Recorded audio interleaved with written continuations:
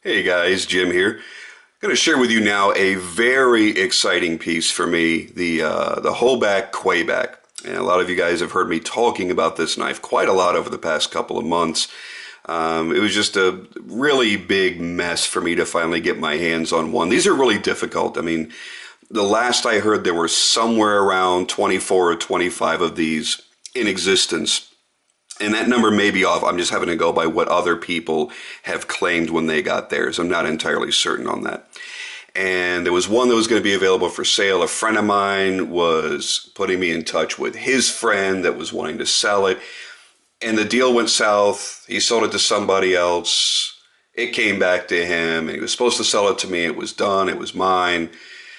Disappears on vacation, didn't take my money, didn't ship the knife, gets back and just totally flakes out. So the whole thing has just been a nightmare. And the entire time, it's in my head. That's, it's my knife. I found I'm going to have my Kwaiback, and I'm excited. And then it never came to fruition.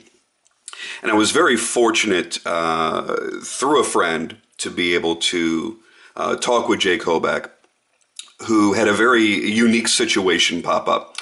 He brought a few of these to the Blade Show, and this particular one didn't sell, and not because somebody didn't want it. I think there was an issue with the blade or something where Jake didn't put it out, and he had forgotten that he had it. And through the course of our talking, he says, well, I've got the frames, and I just got to make a blade or do this or do that. If you want that, I'll do that for you.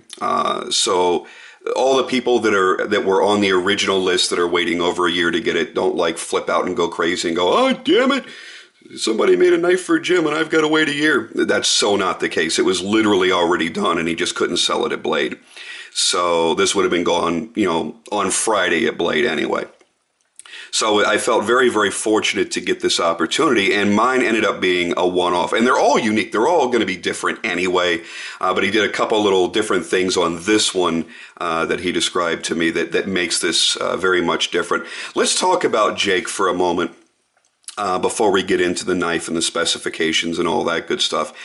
Jake is a relatively young guy and a young knife maker, and very energetic. And he's making huge leaps in his development. If you look at knives that he made even a year ago, there is a dramatic step up in the quality and the fluidity in which it operates nowadays as to what he made just a year or two ago. Now, he didn't pop up on my radar till probably about a year ago. I started hearing a little bit here and there and just seeing these massive tanks that people were buying. And I'm like, holy crap. And I was just starting to get interested in that overbuilt knife thing at the time. And, I never bothered to contact him. I was off chasing other things. And at this point, his books are closed. You can't even fathom dreaming getting something done by him. But every now and then, if you check out his YouTube channel, I know a couple of months ago he had put up a video. He had 3 knives that he had made. I think they may have been A10s, if I'm not mistaken. A10s or A8s. And he said, oh, you know what, I got these 3. I'll make them available. Whoever wants them, just let me know. And one of my buddies, Chris, actually got one. And he flipped out. He's like, this is probably the best knife I've ever owned.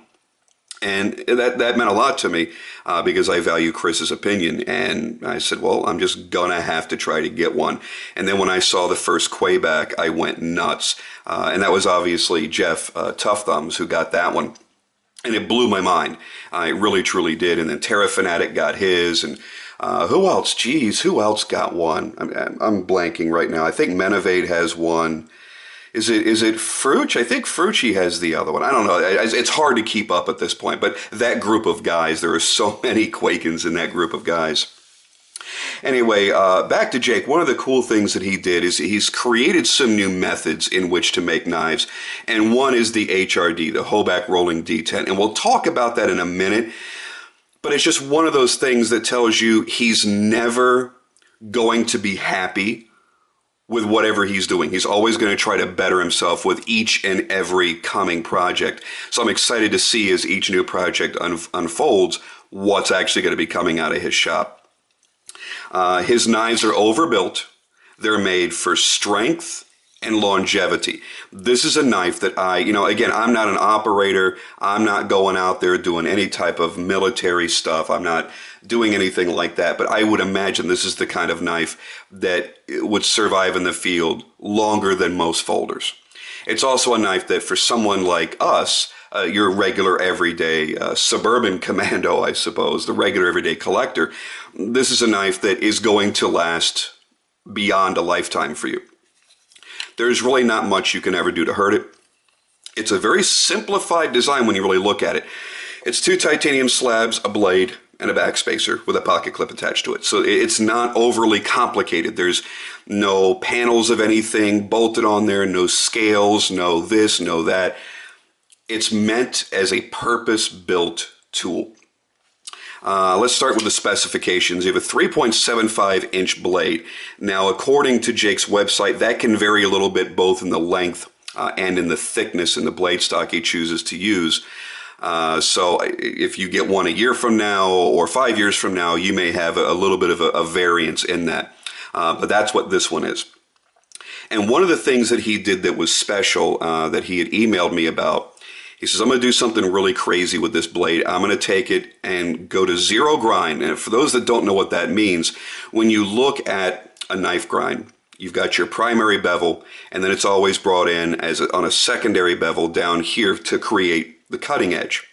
And it's always going to be, you've got your flat plane here, then it drops off at a severe angle, then it's going to go to a more severe angle as they create that cutting edge.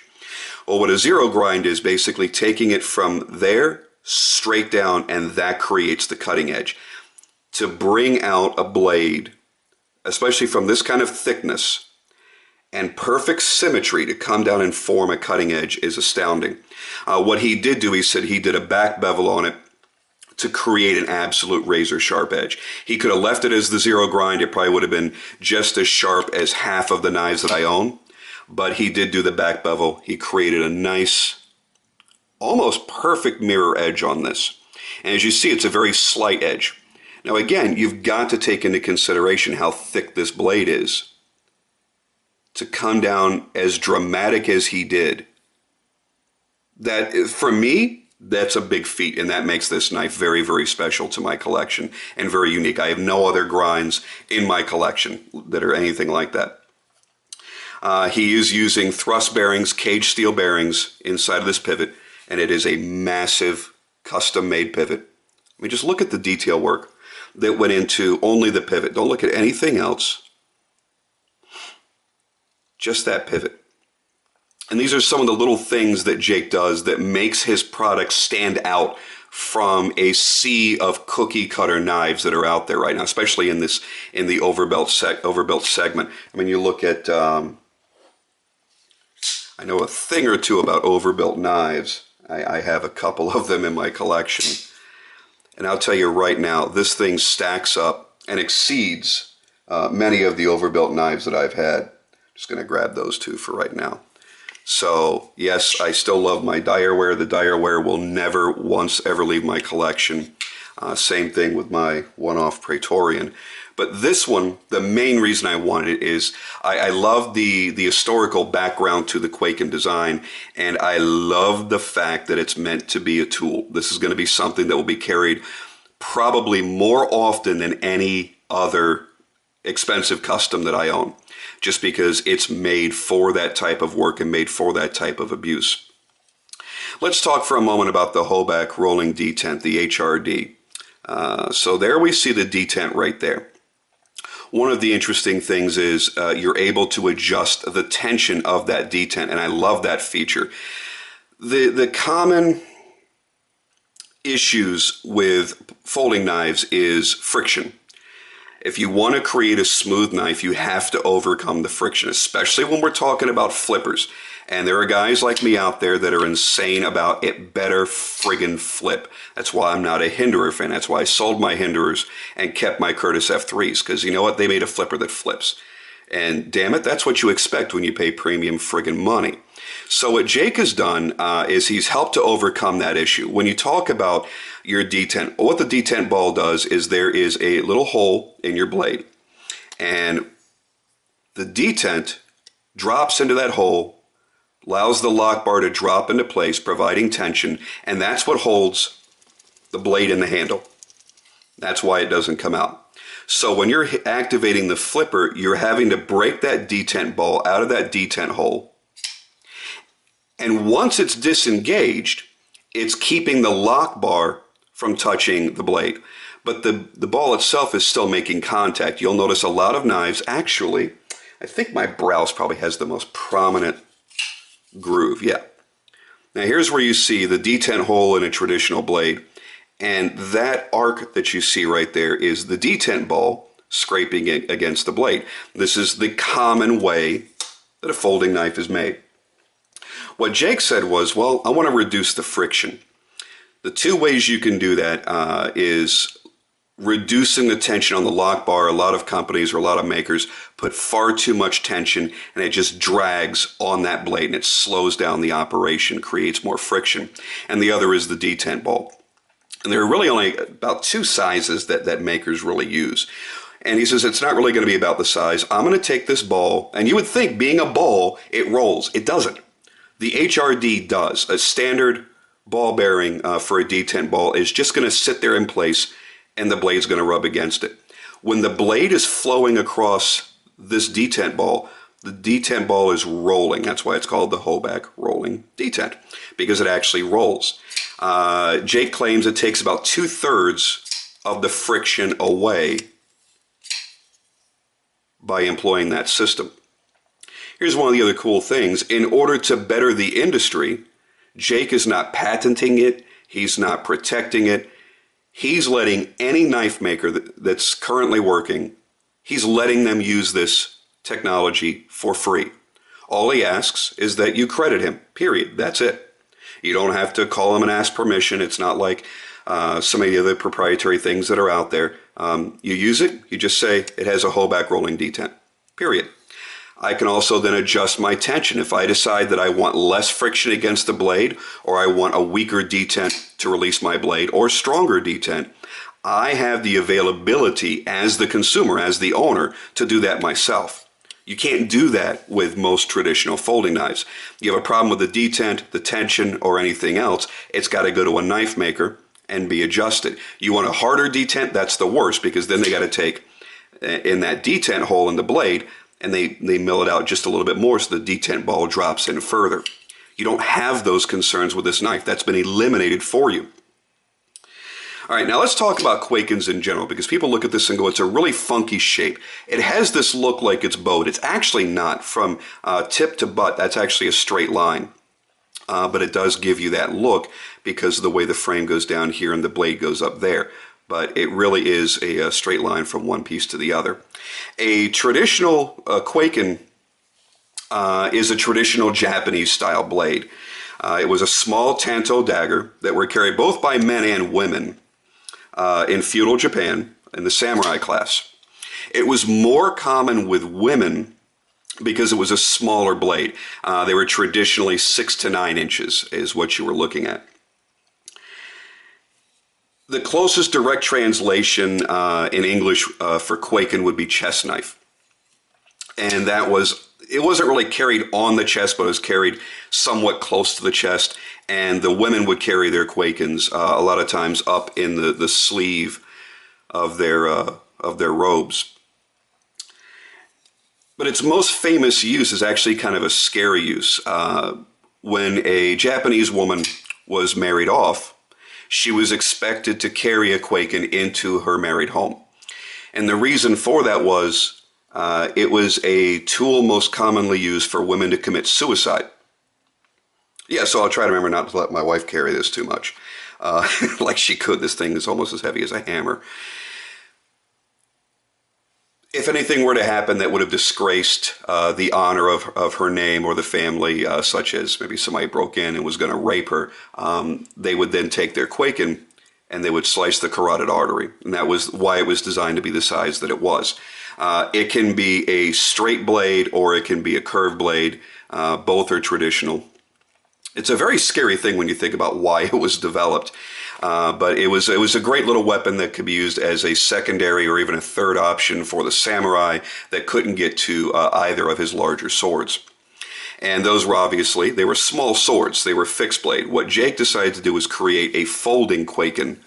And, to kind of tie in with his name, called it the Kwaiback, which is really, really cool. To give you an idea of the size of this knife, let me show you a more traditional Quaken size in a folding Quaken. You guys know what this one is. It certainly needs no introduction on my channel. So you see it is tremendously bigger in its height. It's not a monstrous difference in the length. You've got about a ½ an inch difference, I'd say maybe 3/4 of an inch. And then you get to this part. I have to be super careful because that blade is it's stupid sharp. I mean, just stupid sharp.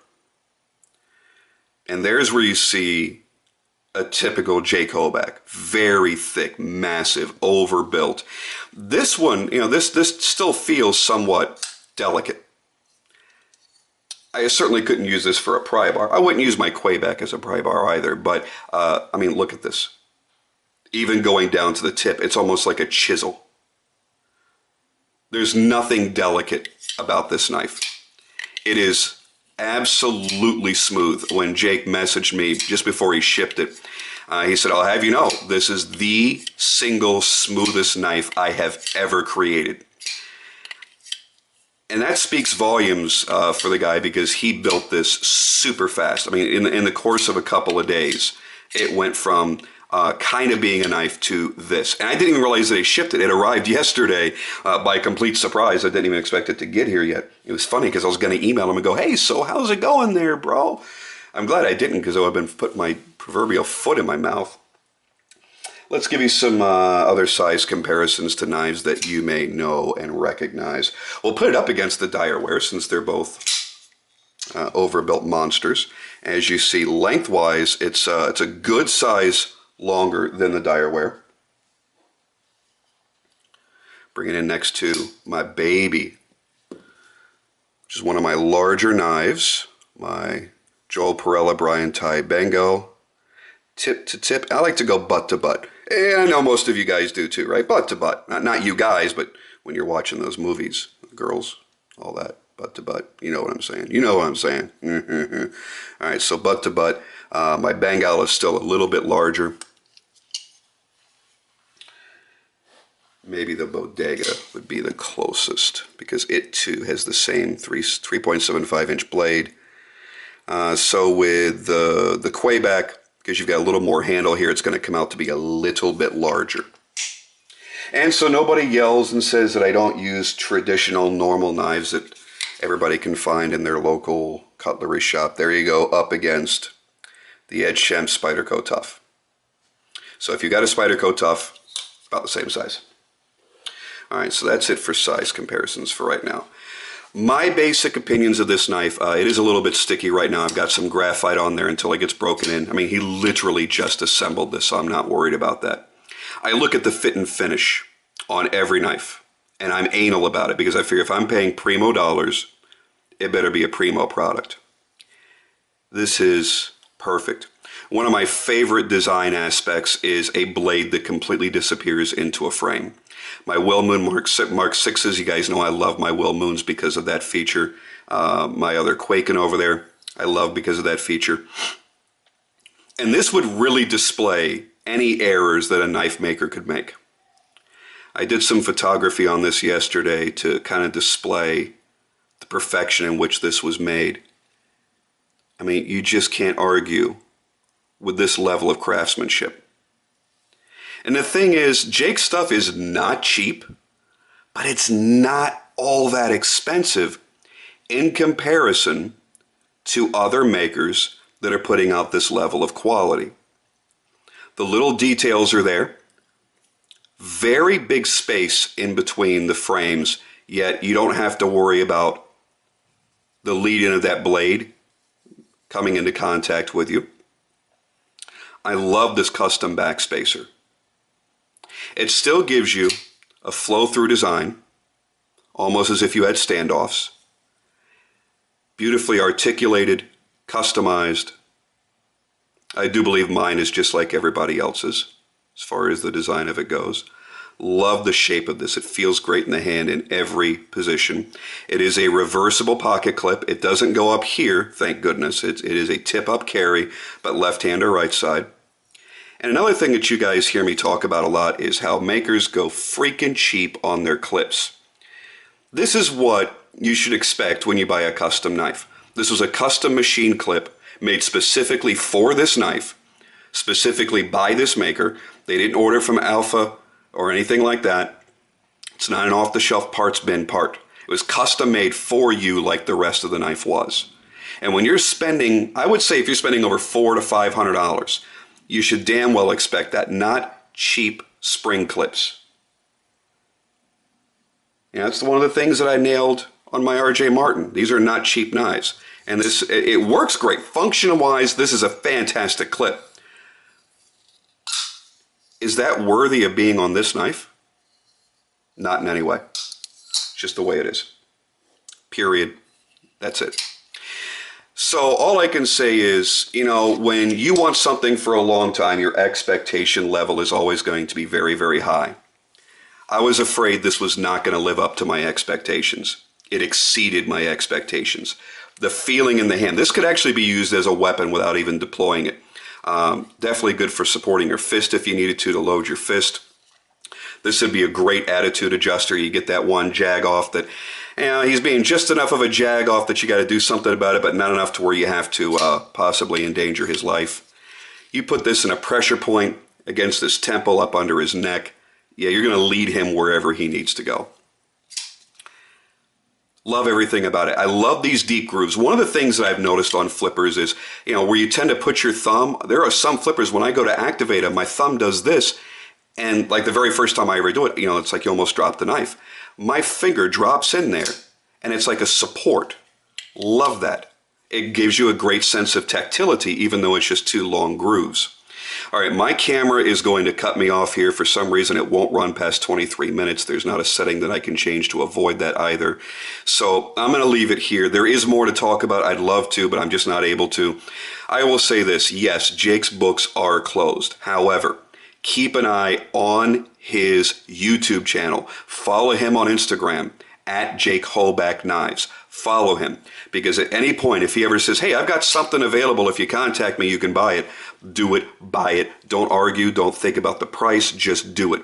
This is one of those makers that I would tell you, you need to go out of your way to search out one of his knives.